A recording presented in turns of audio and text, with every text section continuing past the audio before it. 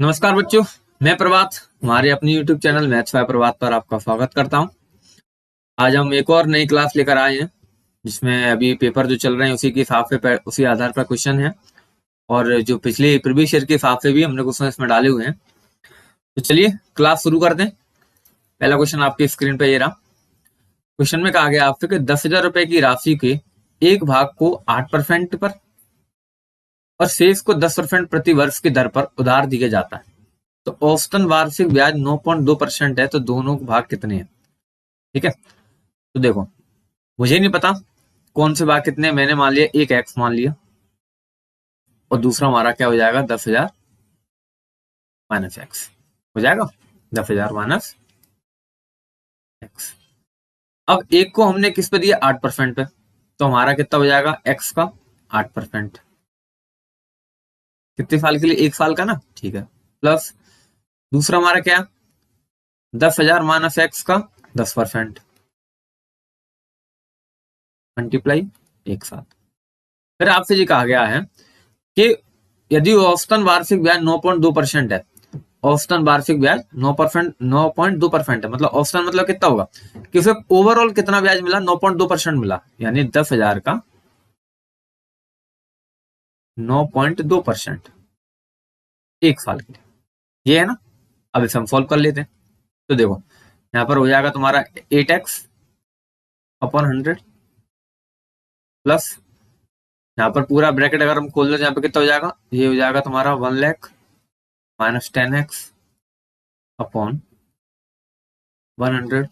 इधर तुम्हारा इक्वल में हो जाएगा दो जीरो से दो जीरो गए और एक जीरो से ही चला जाएगा, तो तुम्हारा कितना बचेगा 920। अगर हम 100 का एलसीएम लेकर उधर भेज दें तो तुम्हारा इधर बचेगा 8x plus 1 lakh minus 10x equal to 920 into 100। ठीक है ना। माइनस 10x में से 8x हो जाएगा, कितना बचेगा 2x, तो 2x हम उधर ले ले रहे हैं तो ये 2x प्लस का हो जाएगा और इधर हमने इसको 92,000 के इधर भेज दिया हमने, तो 1 लाख में से माइनस 92,000 यानी आपका कितना बचेगा 8,000। एक्स इक्वल टू कितना हो जाएगा 4,000। अब आपका एक्स की वैल्यू कितना आएगी 4,000, तो दूसरा कितना आ जाएगा 10 में से 4 जाएगा, कितना बचेगा 6,000। यानी एक आपका पार्ट कितना है 4,000 का, एक पार्ट कितना है 6,000 का। ठीक है ना। ये आपसे पूछा गया तो दोनों भाग कितने, एक आपका 4,000 एक 6,000। ठीक है ना। अगला क्वेश्चन करते हैं। अगले क्वेश्चन में आपसे कहा गया है अगला क्वेश्चन में इसमें ये अगले क्वेश्चन में ये आपका गलत इसमें प्रिंट हो गया, ये टाइपिंग मिस्टेक है, ये आपका इंग्लिश में नहीं है इधर, ये पिछले वाला क्वेश्चन इसमें इंग्लिश में आ गया। आपसे इसमें पूछा गया कि क्वेश्चन मार्क का निकालना, आपको उसको सॉल्व करना है। ठीक है ना, ये आपको सॉल्व करना है, ये दिया आपको। तो देखो पहले ब्रैकेट में हम सॉल्व करेंगे तो सबसे पहले क्या सॉल्व होगा मल्टीप्लाई, तो 140 प्लस मल्टीप्लाई के वन कितना हो जाएगा 160 माइनस 24, फिर डिवाइड इधर कितना हो जाएगा 80 प्लस कितना हो जाएगा 60 माइनस 40, ये कितना हो जाएगा 140 160 300, तो 300 से 24 जाएगा कितना हो जाएगा 276 डिवाइडेड बाय 80 प्लस 60, 80 प्लस 60 कितना होगा 140 और 140 में से 40 जाएगा कितना बचेगा 100। अब 100 का हम इसमें डिवाइड देंगे कितना आ जाएगा 2.7 ना आ जाएगा 2.76 आ जाएगा। ठीक है ना। अगला क्वेश्चन करते हैं। अगले क्वेश्चन में आपको ये दिया इसे सॉल्व करना, तो इसे हम सॉल्व करते हैं। सबसे पहले हम क्या सॉल्व करेंगे, डिवाइड को सॉल्व करें और फिर मल्टीप्लाई करें। तो देखो 1/3 लिखा प्लस 6/7 लिखा, जी डिवाइड लगा तो डिवाइड लगा, इसको अगर मल्टीप्लाई में चेंज करेंगे तो 3/6 हो जाएगा प्लस 8/9 माइनस इधर मल्टीप्लाई कर देंगे तो हो जाएगा 8/9। ठीक है ना। तो देखो प्लस का 8/9 माइनस का 8/9 जी तो कट जाएगा, इधर अब तुम्हारा 6 से 6 कट जाएगा, क्या बचा तुम्हारा 1/3 प्लस 3/7, एलसीएम लिया हमने कितना आ जाएगा 21, यानी ये कितना हो जाएगा 7 प्लस 9, ये कितना हो जाएगा 16/9। 21। आंसर आ जाएगा 16/21 आंसर। ठीक है ना। अगला देखते हैं। अगले क्वेश्चन में तुमसे कहा गया है कि 10% की चक्रवृद्धि ब्याज की दर पर 2 वर्षों के लिए 5,000 रुपए की राशि निवेश की गई है, तो ब्याज की वार्षिक संयोजित होता है तो अर्जित ब्याज कितना। देखो, आपको सीधा सीधा क्या रेट दिए, 10%, टाइम दिया 2 वर्ष के लिए, ये आपका प्रिंसिपल है, और सीधा सीधा क्या कहा कि ईयरली आपका वो है ब्याज लगना, तो ब्याज बताना आपको। तो देखो कितने, 5,000 रुपए 2 साल के लिए, यानी पहला जी और दूसरा जी, चक्रवृद्धि ब्याज निकालना। तो पहली साल का 5,000 का 10% कितना हो जाएगा, 500। फिर दूसरे साल में 500 का 5,000 का 10% कितना हो जाएगा, 500। फिर 500 का भी 10% कितना होगा, 50। अब आपको पता होगा ये पूरा क्या होता है हमारा सीआई, तो कितना हो जाएगा, 500 500 1000 और 50 1050, सीधा सीधा निकल गया कितना, 1050। ठीक है ना। अगला क्वेश्चन करते हैं। अगले क्वेश्चन में आपसे कहा गया है कि 8 घंटे प्रतिदिन कार्य करते हुए अनु एक पुस्तक की प्रति 18 दिनों में तैयार कर सकती है। यानी कोई एक बुक है जो रोज वो 8 घंटे करती है, 8 घंटे उस पर काम करती है, और रोज करने के बाद वह 18 दिन समय लगाती है, एक बुक बन के तैयार हो जाती है, अपॉन में बनाया जाएगा। फिर आपसे कहा गया यही यदि वही कार्य 12 दिनों में पूरा करना हो तो अनु को प्रतिदिन कितने घंटे काम करना होगा। अब यही काम हमें 12 घंटे करना, सॉरी 12 दिन में करना, घंटे हमें निकालना है एक्स, वही एक बुक है, तो 1 से 1 कैंसिल, 12 से 6 से काट दो, 6 3 या 6 2 या 2 से काट दिया मैंने इसको 4 बार, एक्स इक्वल टू कितना आ जाएगा, 12। यानी उसे रोज कितने घंटे काम करना पड़ेगा, 12 घंटे काम करना। ठीक है ना। अगला करते हैं। अगले क्वेश्चन में आपसे कहा गया है कि एक बाइक की अंकित कीमत 33,600 रुपए। खुदरा विक्रेता ने होली के अवसर पर 16% की छूट की घोषणा की, तो बाइक को ग्राहक को कितनी देनी हो। देखो एमआरपी दिया आपको, ये एमआरपी कितना दिया, 33,600 रुपए। अब वो क्या कर रहा है, 16% का डिस्काउंट दे रहा है। कितने का दे रहा है, 16% डिस्काउंट दे रहा है। अब वो 16% डिस्काउंट दे रहा है, तो आपको बिल कितने में रहेगी, वो 84% में। यानी इसका मैं सीधे सीधे 84% निकाल दूं, तो 33,600 का 84%, 0 से 0 कट गया, मल्टीप्लाई कर लो।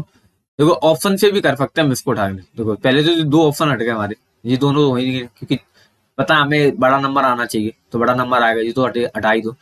अब जो आखिरी में 4 आएगा, 6 4 या 24, तो आखिरी में 4 आएगा, दोनों में 4 है, और स्टार्टिंग में देखो तो 8 3 या 24 हो, सॉरी 8 3 या 24 होता है, तो इससे तो बड़ी होगा, यानी आंसर कौन सा हो जाएगा, सी वाला। कैलकुलेशन करने की जरूरत नहीं है हमें, सीधे सीधे हम ऑप्शन से भी कर सकते हैं। ऑप्शन देख लो, हमें समझ में आ जाएगा कौन सा ऑप्शन है। अगर ऑप्शन एलिमिनेट नहीं हो रहे हैं, आप आसपास के ऑप्शन है, तो हमें करना पड़ेगा। अगर ऑप्शन कट रहे हैं तो इतनी जल्दी करने की जरूरत नहीं, हम डायरेक्ट कर भी सकते हैं। ठीक है ना। तो आंसर कितना हो जाएगा हमारा, 28,224। अगला करते हैं।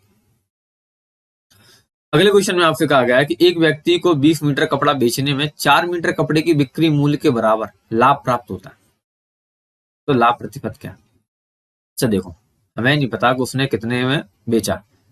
ठीक है, हमने मान लिया कि उसने 1 रुपए में एक कपड़ा बेचा, 1 रुपए में 1 मीटर कपड़ा बेचा, तो 20 मीटर कपड़ा बेचने में से कितना लगा, 20 रुपए, ये 1 रुपए है, 1 रुपए में 1 मीटर बेचा, तो 20 रुपए में 20 मीटर बेच दिया, ये हमारी क्या होगी, सेलिंग प्राइस।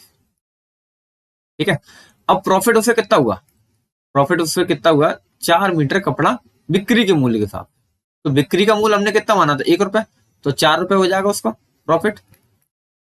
अब देखो हमने कोई चीज 20 रुपए में बेची है, 4 रुपए में उसमें फायदा हो रहा, तो सीपी कितना निकलेगा हमारा, 16 रुपए। हम माइनस कर देंगे 20 में से 4, ठीक है, 16 रुपए हो जाएगा। अब परसेंटेज पूछा आपका, तो प्रॉफिट परसेंटेज का फॉर्मूला क्या होता है, P upon CP multiply 100। P कितना तुम्हारा 4 अपॉन सीपी कितना 16 मल्टीप्लाई 100, तो 4 से 16 काट दिए कितने बार, 4 बार, 4 से इसे काट दिया कितने बार, 25, यानी से कितने परसेंट का प्रॉफिट हुआ, 25%। ठीक है ना। अगला कर देखते हैं।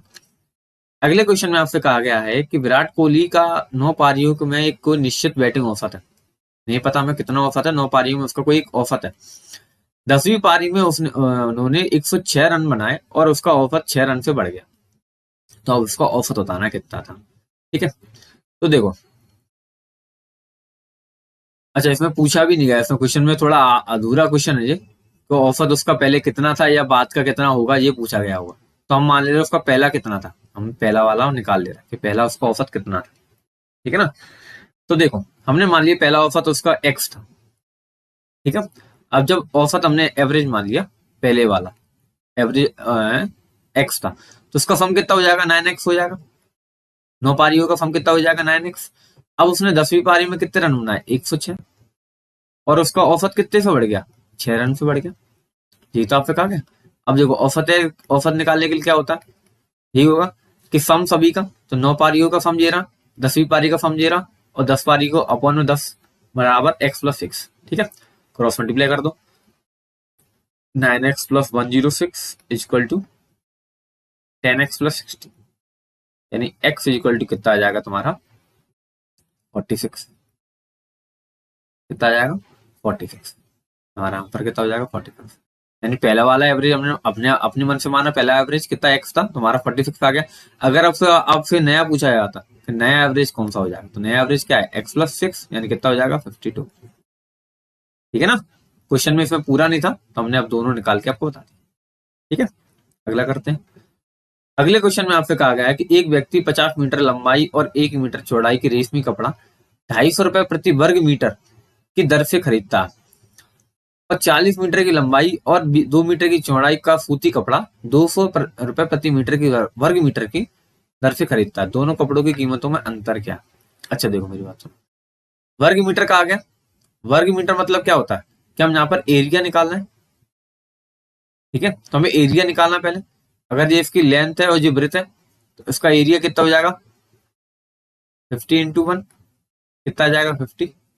अब 1 वर्ग मीटर हमारा 250 रुपए का, तो 50 कितना का होगा, 12,500 का। ठीक है ना, अब दूसरा वाला देखो, ये लेंथ है, ये ब्रेथ है, यानी 40 × 2 कितना हो जाएगा, इस 80। अब एक हमारा कितने का बेच रहा है, 200 का, तो 80 कितने का हो जाएगा, 16,000 का। ठीक है, अब आपसे ये पूछा गया इन दोनों के दोनों कपड़ों की कीमत में अंतर बताना, तो दोनों का अंतर कितना आ जाएगा, अगर हम दोनों का अंतर निकालें कितना आ जाएगा, 3,500। कितना आ जाएगा, 3,500 रुपए। ठीक है, अगला करते हैं। अगले क्वेश्चन में आपसे कहा गया है कि एक घनाव का आधार क्षेत्रफल 34 वर्ग सेंटीमीटर है और ऊंचाई 3.5 सेंटीमीटर है, तो घनाव का आयतन क्या होगा। अच्छा देखो, कि हमें वॉल्यूम निकालना, वॉल्यूम ऑफ कीवर्ड।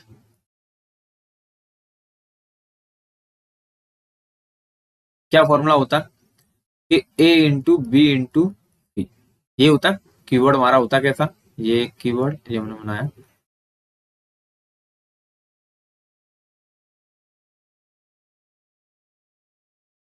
ये हमारा होगा। ठीक है, अगर ये ए है, ये बी है और ये सी है, तो अगर हम नीचे का एरिया निकालें तो ए बी हो जाएगा मल्टीप्लाई सी, और हमें नीचे का एरिया कितना दिया है, 34, यानी 34 × 3.5, यानी 34 × 35/10, इसे काट दो 5 से तो 7/2, और 2 से इसे काट दो 17, तो 17 से 7 कितना हो जाएगा, 109, सॉरी 190, हो जाएगा 190। ठीक है ना, अगला करते हैं। अगले क्वेश्चन में आपसे कहा गया है कि निम्नलिखित प्रश्नों के उत्तर देने के लिए एक तालिका को ध्यानपूर्वक अध्ययन करें और सभी विषय को मिलाकर ए द्वारा कुल प्राप्त अंक कितने हैं। अब जो देखो आपको यहाँ पे ये दिया गया डाटा दिया गया आपको, ठीक है, यानी डाटा क्या दिया गया, छात्र ए है उसको गणित में इतने मिले हैं, विज्ञान में इतने मिले, अंग्रेजी में इतने मिले, छात्र बी को इतने मिले हैं और छात्र सी को इतने मिले, ये आपको डाटा दिया।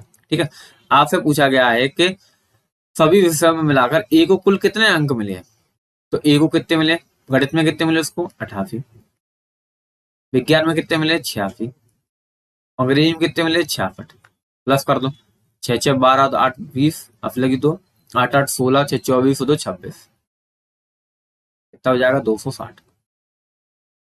ठीक है ना, कितना हो जाएगा 260 हो जाएगा। अगला देखते हैं। अगले क्वेश्चन में आपसे कहा गया है कि एक पाइप 20 मिनट में एक टंकी को भर सकता है, जबकि यह टंकी पूरी भरी हो तब एक रिसाव से 28 मिनट में खाली हो जाती है। जब दोनों एक साथ खोल दिए जाते हैं तो टंकी को भरने में कितना समय लगता है? अच्छा ये देखो, एक जी नल है, पहला नल, ये दूसरा नल, ये भर रहा है यानी प्लस, ये खाली कर रहा है यानी माइनस। इसको कितना समय लग रहा है? 20, और इसको कितना लग रहा है? 28।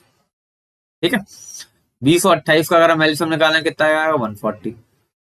अब रेट कितनी आ जाएगी इसकी? अगर ये पूरा 20 भर रहा है, 40 भरने में, 140 भरने में, यानी कितना एक समय लगेगा? एक में कितना भर रहा है? 1 लीटर, 7 लीटर। और ये कितना खाली कर रहा है तुम्हारा? 5 लीटर। ठीक है, अब दोनों एक साथ चलेंगे, तो जब दोनों एक साथ चलेंगे, जी 7 भरेगा, जी 5 निकालेगा, तो दोनों चल के कितना बचेगा? 2 ही भर पाएंगे। 140 भरने में कितना समय लगेगा? 70 मिनट लगेंगे, 70 मिनट लगेंगे। ठीक है ना? ठीक है, अगला देखते हैं। अगले क्वेश्चन में आपसे जी कहा गया है, ये रहा आपका अगला क्वेश्चन। अगला क्वेश्चन में कहा है कि 3, 7 और 15 का चतुर्थानुपात निकालना है। तो देखो, ये हमारा 3:7 प्रोपोर्शनल 15:x मान लिया हमने चौथा। इसको क्या लिखते हैं? 3/7 इक्वल टू 15/x, यानी x इक्वल टू कितना आएगा तुम्हारा? 15 इंटू 7/3। 3 से काट दिया मैंने इसको 5 बार, यानी कितना आ जाएगा? 35। ठीक है, कितना आ जाएगा? 35। ये आपको मिनट गलत लिखा है इसमें, ये मिसप्रिंट है, टाइपिंग मिसप्रिंट है, मिनट नहीं होगा। ठीक है, कितना आ जाएगा? 35। चलिए अगला देखते हैं, मेरा अगला क्वेश्चन, और ये आज का हमारा आखिरी क्वेश्चन है।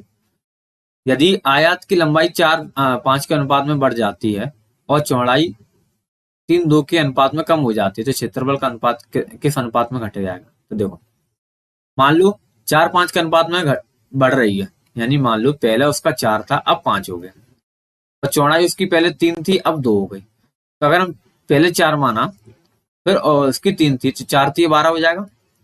ठीक है, और पहले ये 5 था, और अब 5 है, अब 5 है, और अब ये 2 है, तो कितना हो जाएगा? 10।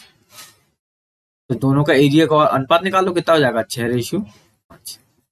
ये आपसे पूछा गया कि दोनों का अनुपात निकालना है कि आपको क्षेत्रफल किस अनुपात में घट गया।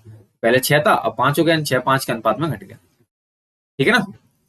चलिए आज के लिए इतने रखते हैं, मिलते हैं आपको अगली क्लास में। अगर आपको कोई भी डाउट, कोई भी दिक्कत हो क्वेश्चनों में, तो आप हमसे कमेंट में पूछ सकते हैं, और डिस्क्रिप्शन में मैं अपने ग्रुप का लिंक डाल दूंगा, तो वहां पे भी आप उस ग्रुप में ज्वाइन हो जाएगी, तो आपको वहां पे भी आके हमसे पूछ सकते हो, कोई परेशानी हो तो।